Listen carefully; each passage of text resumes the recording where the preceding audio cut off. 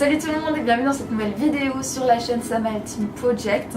Je vous avoue que j'ai un peu la pression pour plusieurs raisons. Tout d'abord, je viens à peine d'arriver hier et je suis claquée. Je fais la vidéo en vrac comme ça parce que j'ai rien eu le temps de préparer. Et en plus, j'ai d'autant plus la pression parce que je suis la première sur la chaîne à vous préparer justement ce type de vidéo. Sarah va le faire dans quelques jours pour vous. Et donc je vais faire le premier rite de passage pour tout le monde. Donc voilà, je suis contente de le faire, mais en même temps j'ai un peu la pression, vous le comprenez. Avant toute chose, j'aimerais juste m'excuser et je m'excuse pour toutes les prochaines vidéos, comme ça je n'aurai pas à le refaire. Je pense que je vais filmer tout le temps ici et il y a un bruit vraiment permanent d'aération. C'est un truc de dingue, il y a genre des ventilations dehors et ça fait énormément de bruit. Et vous entendrez certainement des klaxons. Je n'y peux rien, c'est comme là, voilà, je n'y peux rien, c'est pas moi qui gère les klaxons. Et donc aujourd'hui je voulais vous parler du quartier de Little Italy parce que je suis située, mon logement en tout cas est situé entre Chinatown et Little Italy et plus du côté de Little Italy, mais vraiment dans une rue juste entre les deux. Et je voulais justement relier un livre qui a été l'un de mes premiers coups de cœur quand j'étais au lycée, quand je me suis relancée à la lecture. Parlons déjà de géographie. Manhattan se divise en deux parties, le nord et le sud. Little Italy se trouve dans le sud, donc à peine plus bas que Central Park. Vous devinerez donc très facilement que dans cette partie sud de Manhattan, Little Italy est le seul endroit qui est vraiment bien entouré, cette partie-là. Mais attention, Little Italy, vous allez bien me demander quelle est son histoire. Je vous avoue que niveau historique, je suis pas très douée et je crois qu'en fait, je fais un peu comme tout le monde et je m'en veux légèrement. Je vais sur Wikipédia. Ok, c'est bon, je vais poser le portable à côté, je vais essayer de vous raconter comme ça ce que c'est Little Italy. Pour faire court, au début du XXe siècle, beaucoup d'immigrants venus de l'étranger, en particulier de l'Europe, sont venus s'installer à New York pour des raisons qui leur étaient propres. Parmi ceux-ci, il y a eu une masse d'Italiens qui sont venus s'installer justement dans le quartier de Little Italy. C'est d'ailleurs pour cela que le quartier porte ce nom. Et au fur et à mesure du temps, d'autres quartiers sont nés, comme Chinatown, Lolita et Soho. Et petit à petit, ces quartiers ont pris de l'ampleur, ont empiété sur Little Italy. Little Italy a plus vraiment de frontières dans Manhattan, c'est d'ailleurs pour ça qu'il n'y a pas forcément écrit le nom en gros en tant que quartier sur la carte, mais il a toujours une très grande réputation. Et donc je pense avoir trouvé le livre qui correspondait à cette histoire de Little Italy. Et parmi toutes mes références italiennes, j'ai évidemment ressorti Le Soleil d'Escarta de Laurent Godet. Alors oui, l'auteur est français, mais on parle quand même d'histoire basée en Italie, dans une famille de pure souche italienne et avec une intrigue vraiment passionnante.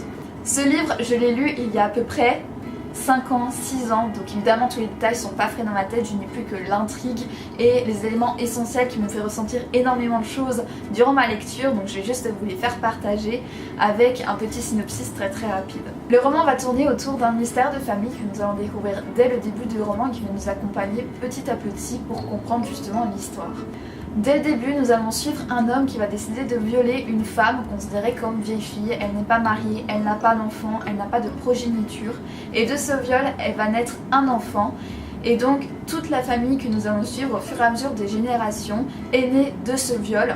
Et donc évidemment, la famille ne va pas être très bien vue dans leur village. Et on va voir comment est-ce qu'ils vont peut-être réussir à se sortir de cette situation pas très pratique pour eux. Alors quand je dis pas très pratique, c'est tout simplement parce que niveau relationnel avec les enfants, c'est très compliqué, c'est très tendu.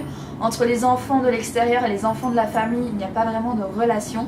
Également pour les adultes, et alors vous n'imaginez pas pour leur commerce qui ne marche pas du tout à cause justement de cette réputation-là. Ils sont presque au bord de la faillite et il faut peut-être qu'un jour ils puissent ressortir de ce trépas, mais ils ne savent pas comment. Alors peut-être que mon synopsis va être très romancé par rapport à la véracité du roman, mais je vous dis vraiment par rapport à ce que j'ai ressenti durant ma lecture et ce qui en reste. J'ai passé un très bon moment de lecture, ça je m'en souviens, je l'ai mangé d'un coup, je l'ai même fait découvrir à plein d'amis autour de moi tellement je l'avais aimé. C'est de là qu'est né justement mon amour pour les histoires de famille et les mystères de famille, et cette intrigue qui tourne toujours autour de ça, je trouve ça tellement passionnant. Et dès le départ, on sent vraiment qu'on est plongé dans une Italie, plongé dans la chaleur, dans le soleil, avec beaucoup de coutumes. On va vraiment découvrir beaucoup de choses autour justement de l'Italie et de ses mœurs. J'ai vraiment beaucoup apprécié ce côté-là. Donc si vous voulez découvrir justement ce côté italien du roman et justement de l'histoire, je vous conseille vraiment d'y aller. Et évidemment le Mystère de famille était vraiment magnifique. Je pense que vous allez lire le livre, même pas pour l'Italie, mais vraiment pour cette intrigue-là qui est vraiment à part et qui va vous faire aimer chaque personnage à sa manière. Et comme nous vous l'avons dit au début de la présentation de cette chaîne, nous allons également vous présenter un petit bonus, quelque chose qui va également nous faire penser soit au lieu, soit au livre. Et cette fois-ci, ça me fait un peu relier les deux puisque j'aimerais toujours rester dans le domaine de l'Italie avec le film qui m'a fait pleurer pendant des années, qui me fait toujours pleurer, qui m'a appris beaucoup de choses et qui s'appelle La vie est belle. Si vous n'êtes toujours pas allé voir ce film au cinéma ou juste en DVD, allez le voir parce que vous êtes vraiment passé à côté de quelque chose de magistral. C'est un film qui va vous faire ressentir beaucoup d'émotions, de l'amour, de la haine, de la pitié et également beaucoup de peine, beaucoup de pleurs, beaucoup de rires également. Pour vous faire part de mes sentiments envers ce film, j'aimerais tout simplement vous faire partager la bande-annonce. Donc à vous de la regarder tout de suite. Questa è una storia semplice, eppure non è facile raccontarla. Come in una favola c'è dolore, e come una favola è piena di meraviglie e di felicità.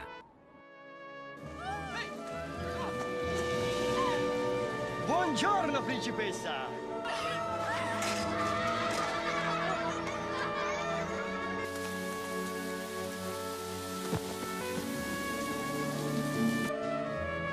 Prego, principessa.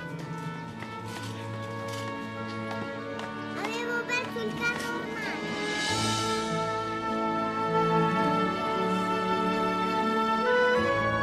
Buongiorno, principessa! Andiamo, zio, non vorrei ci dicessero troppo tardi, qui è tutto pieno, tornate a casa, eh. Oh, fermi, siamo prenotati, fermi! Mamma! Hanno fermato il treno per far salire la mamma.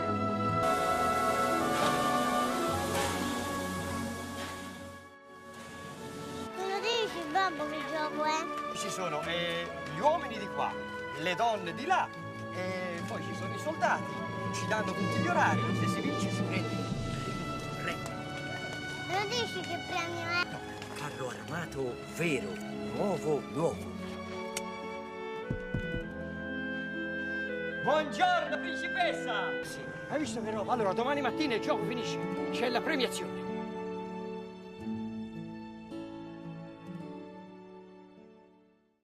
Comme vous l'avez vu, c'est un film très humain. Je n'ai jamais vu jusque-là un film aussi humain qui m'a fait ressentir autant de choses. C'est vraiment le coup de cœur de toute une vie et je peux le regarder et encore le re-regarder. Je le regarderai toujours avec ses yeux d'émerveillement. Sur ce, je vous fais d'énormes bisous. À très bientôt et bonne continuation de visionnage. N'hésitez pas à nous retrouver lundi sur la chaîne pour retrouver une vidéo de Sarah avec également un livre, un lieu et un bonus. N'hésitez pas aussi à nous suivre sur Instagram puisque nous avons notre propre compte Samael Team. Vous aurez tous les liens en barre d'infos. Sur ce, je vous fais d'énormes bisous et à très bientôt. Mouah.